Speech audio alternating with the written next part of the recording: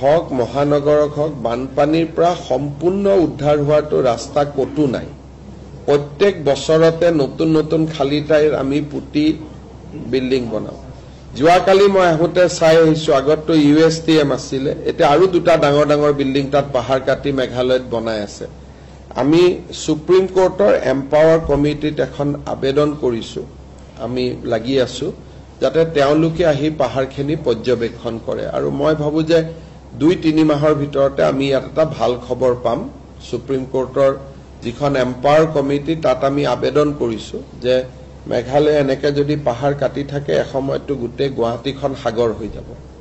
307 ধৰা যেটো পুৰণা IPC এটো এটা attempt to murder case register হৈছিলে attempt to murder case register হলে তেওঁলোকৰ তেনেকুৱা আসামিক murder case বা attempt to murder caseৰ আসামিক